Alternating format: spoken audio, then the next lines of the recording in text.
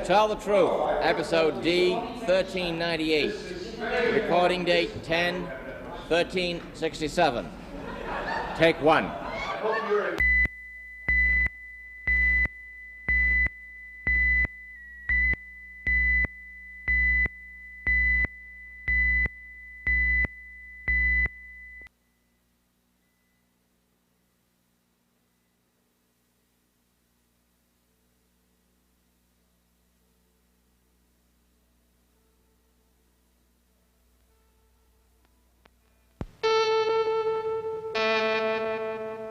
CBS presents this program in color.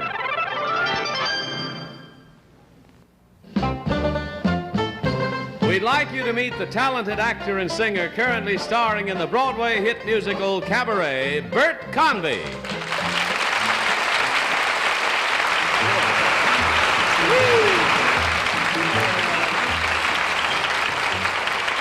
Thank you. An actor's wife spends a lot of time in the audience, and my wife is in the audience today, and I would like you all to meet her. Please stand up and say hi, Anne, will you? Wherever you are. All of these ladies are expected mothers, but which one is Bert Convy's wife, Anne? Is it this one, or this one? We'll soon find out as they try to fool this panel. Tom Poston, Peggy Cass, Orson Bean, Kitty Carlisle, plus 100 people in our studio audience on To Tell the Truth. And now, here's our host on To Tell the Truth, Bud Collyer.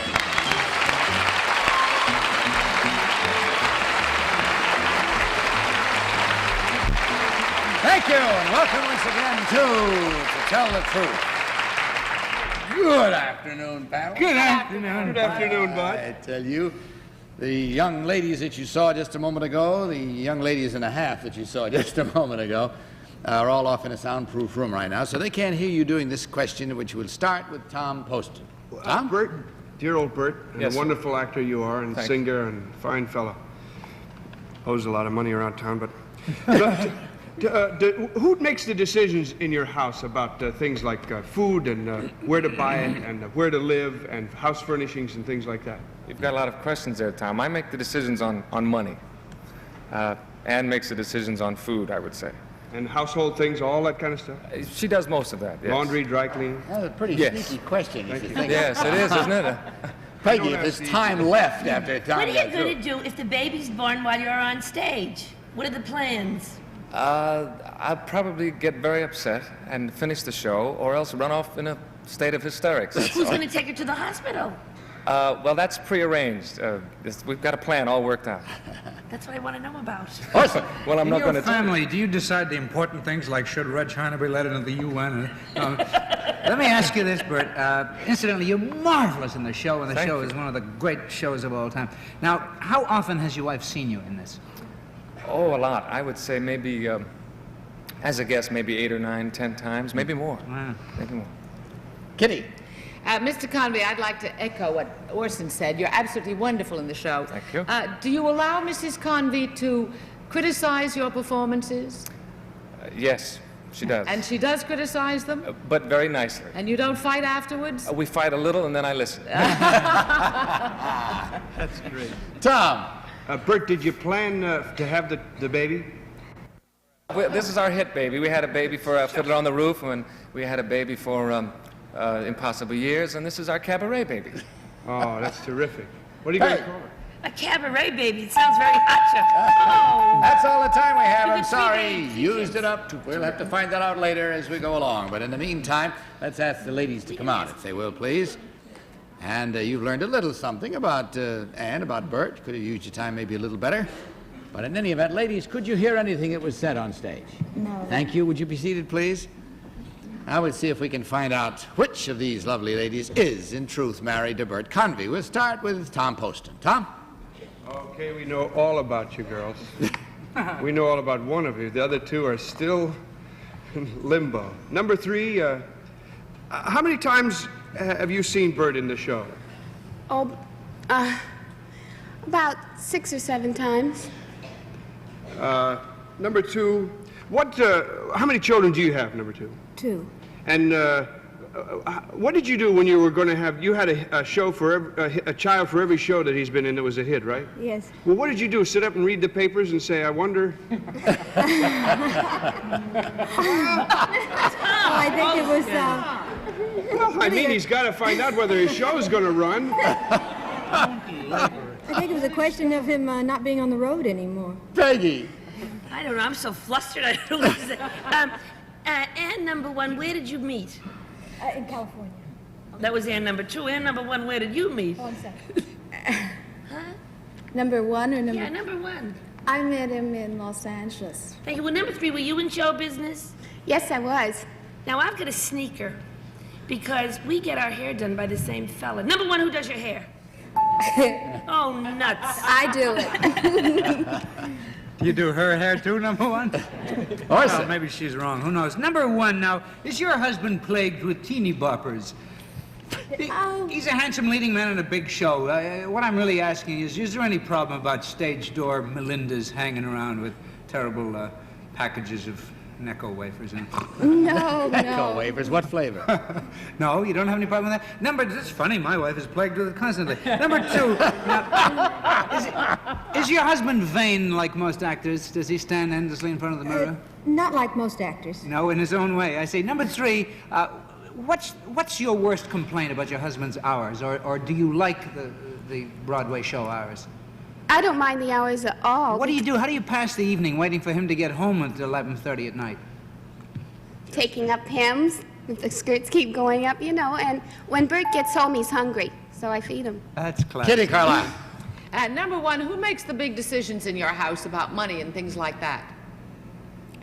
Well, I used to, but recently I'm not doing that anymore. And number 2, who makes the big decisions in your house? The big one's Bert. Uh-huh. Well, number 1, you really don't know your husband very well, I'm afraid. Must be her then. Yeah, exactly. Number 3, do you criticize your husband's performances? Yes. And number 2, what happens when you criticize your husband's performances? That's all the time we have, I'm sorry to say. So with what you've learned, you'll have to go with it. And mark your ballots, please. And while you're voting, it's time for the studio audience to vote. When I say vote, audience, select number 1, number 2, or number 3. Are you ready? Vote! Okay, those votes are registered. Let's see about the panel now. Tom, for whom did you vote? I don't think any of those 3 girls is married, and I think it's a shocking shame. Peggy! Well, we do go get our hair done by the same fella. That I know. And I don't wear my hair like 1 in 3. Robert, 2. I think it's 2. See, your hair's sort of like mine. Orson. I voted for number 1. I think that she's pretty and perky and looks like her husband. What? Aren't you glad you came? That's a ball and chain. It's not one of my great efforts. Of course, No, but people who live together get to look like an old man and his dog. See an old guy walking down the street, he's got an English bulldog. Yes, we get the point, dear. Kitty. I voted for number 2.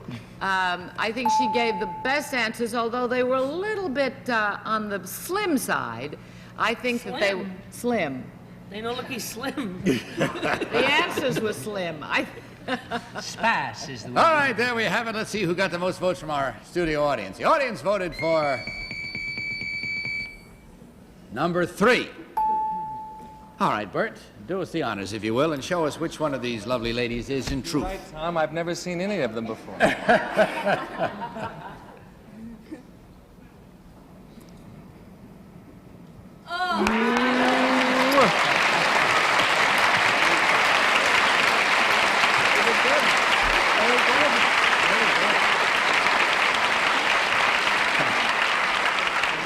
I was just going to say, I thought you might have maybe better drop your left hand from the other lady because anybody watching this show might be a little confused.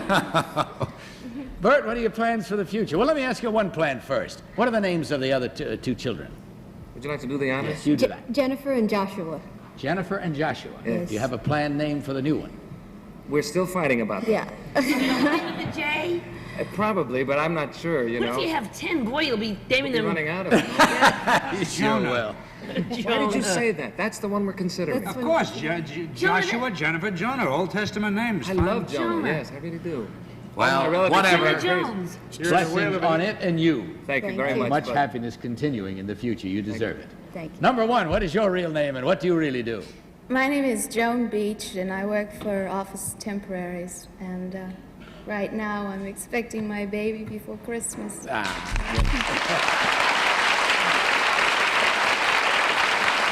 happiness with it. And health and everything else. Number three, what is your real name and what do you do? My name is Florence Nichols. I'm a housewife, and I have 2.5 children. And my husband does TV commercials. Good.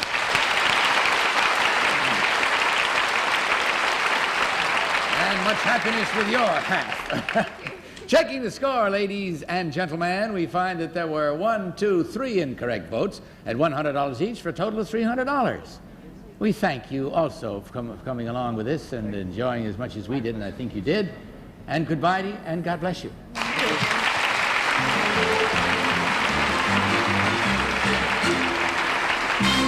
We made our second set of challenges in 1 minute. Now, this message. And now, let's meet our next team of challengers.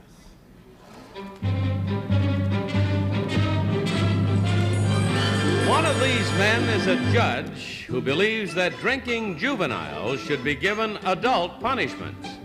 What is your name, please? My name is Frank X. Gordon, Jr. My name is Frank X. Gordon, Jr.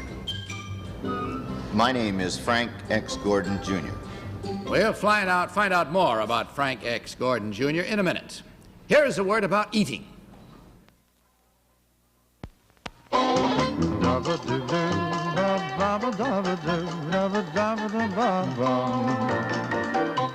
Sugar Bear here with big vitamin news. Sugar Crisp has now added so many vitamins, Post changed the name to Super Sugar Crisp. I'm the handsome one on the box. New Super Sugar Crisp gives your kids essential vitamins, all they need for breakfast. Roll the film, sweetheart.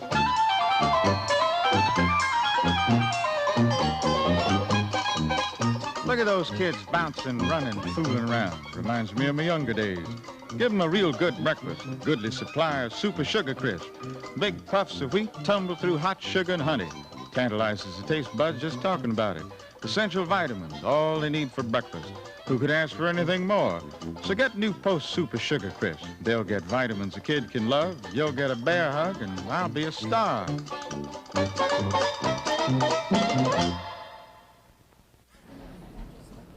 Very well, panel. Open up the envelope, if you will, now, and follow along. I, Frank X. Gordon, Jr., am a Superior Court judge. Recently, our community has had a serious problem with teenagers and alcohol. There have been numerous incidents involving fights and property destruction by drunken teenagers. Normally, these young persons would be taken to juvenile court and dealt with behind closed doors. But I recommended they be treated as adults, appearing before a magistrate and, if necessary, spending some time in jail. It is my belief that if a teenager thinks he is adult enough to drink, he is old enough to face the same consequences as an adult. Signed, Frank X. Gordon, Jr. This portion of the Tell the Truth is brought to you by X-Lax, the laxative that helps you toward your normal regularity. Panel, these three gentlemen all claim to be Frank X. Gordon, Jr., Superior Court Judge. We'll begin the questioning with Peggy Cass. Peggy? Thank you. Number 1, which state? Illinois. Number 2? Kansas. 3? Arizona. Thank you. Well, number 1, if a 14-year-old were brought in to you, before you, for having used marijuana, would you sentence him the same way you would an adult? That would be a different situation. Why would you draw the line between narcotics and alcohol? Well, in most cases, the narcotics problem has to be dealt with the remedial treatment or referral to special consultants. Thank you. Well, oh, gee, I never get it. Orson Bean. Number 2, did you say you were from Kansas? Yes. I thought Kansas was dry. No, not for 12 years. Not for 12 years. 12 they have package stores, no bars. Package stores, 12 wonderful years. Well, number 3, now, Is this working out? Do you find that it is being effective? Yes, it's working. Number one, how many kids would you say that you have sentenced? Oh, I'd say about 13, 14. Is there any repeat on them? No, not so far. And number two, do you feel that if a more lenient sentence had been applied, that you might have gotten a repetition on this? Definitely. What's the longest sentence you've ever given? Oh, go on. You could have answered by now. They don't care. Kitty Carlisle. Number three. I've done a lot of terrible things when I was a teenager. I don't say that I got drunk and destroyed property, but I did things. I did things that I certainly wouldn't want to be on a record. I think it's very hard to have. Well, we used to dig up Piccadilly Circus and put the signs wrong and everything. Is that all? But anyway, I think it's very bad to have something on a teenager's record who might turn out to be a perfectly decent citizen at 21 to have a prison record behind him. How do you equate that with your? So long a question, you never get an answer. That question was longer than Ben-Hur. Well, I don't care. I believe Tom Well, Poston. number 3, is there such a thing as a prison record for these teenagers? No, this is a record on, it is a record, but it's a misdemeanor record. Nevertheless, it doesn't show up, number 2, if you have it behind closed doors and a few kids get drunk and knock things around. If their parents pay for it, that doesn't appear on a record. That's true. Well, I don't think it's very healthy for a guy that plans someday to be governor of California or something, and they look up his record and drunk and disorderly, and there it is. Are the Marines, Lord? Can't get in the Marines with a record? No. That's all we have time for. It's time for you now to mark your ballot. So please mark them, and in the meantime, our audience, again, when I say vote, please select number 1, number 2, excuse me, or number 3. You ready? Vote! All right, your votes are registered. Let's see about our panel. Tom?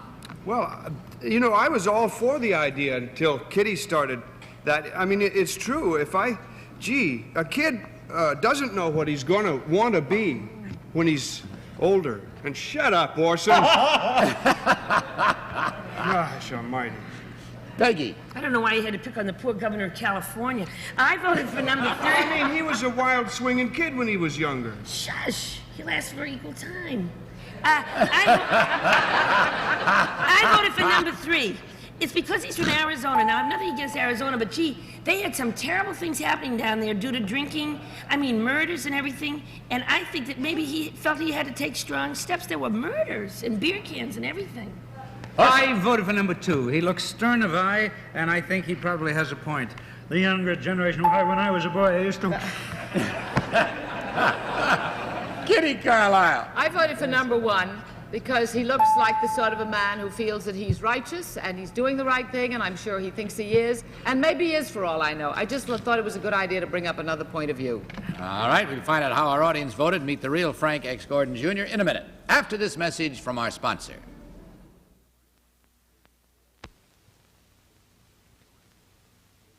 Irregularity.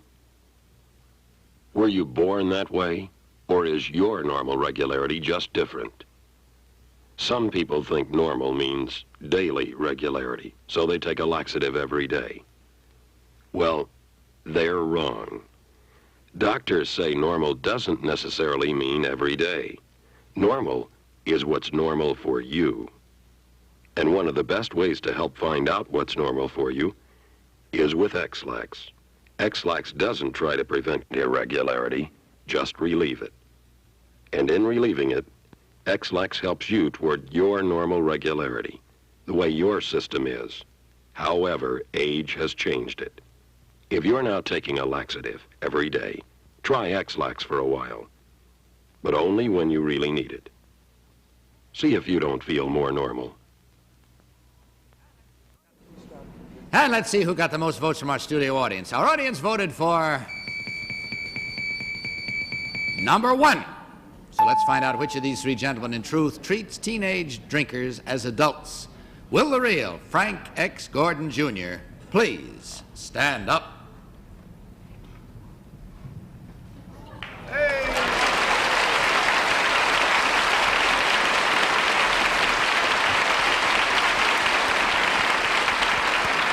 Thank you, sir. Thank you very much. I'm from Kingman, a very small town in the northwestern part of the state. Gee, you know, I'm really all for it, and they must be stopped. But the record did bother. Okay, I'm sorry, bud. We just haven't got much time. That's it. We can talk it out with him afterward. Number one, what is your real name and what do you really do? My name is Bill Doctorman. I'm a producer for Films Plus Limited here in New York. Thank you, sir.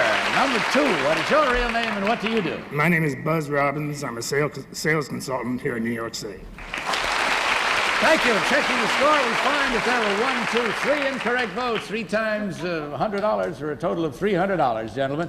Thanks for being with us. Hope your visit was as nice as we thought it was for us. Goodbye. God bless you. We'll be back in a minute. Now, here's something new for every woman who wants prettier hands.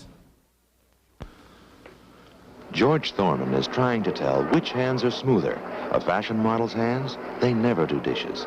Or Mrs. Thorman's hands. They do dishes every day in Lux Liquid. How's that feel? Like a powdered marshmallow, maybe. Which hand feels smoother?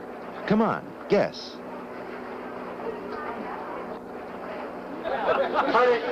Are your hands as smooth as hands that never do dishes? Could your husband tell?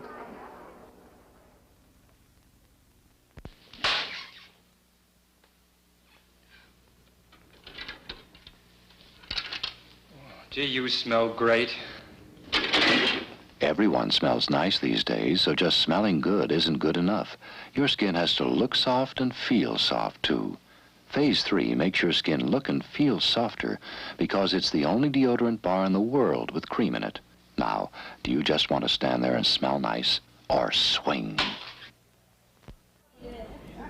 Goodbye, panel. See you tomorrow. Goodbye. See you tomorrow, too. In the meantime, don't you forget to tell the truth. Bye. This portion of the Tell the Truth was brought to you by X-Lax, the laxative that helps you toward your normal regularity. To Tell the Truth is a Mark Goodson, Bill Todman production. Johnny Olson speaking. Today's program was pre-recorded.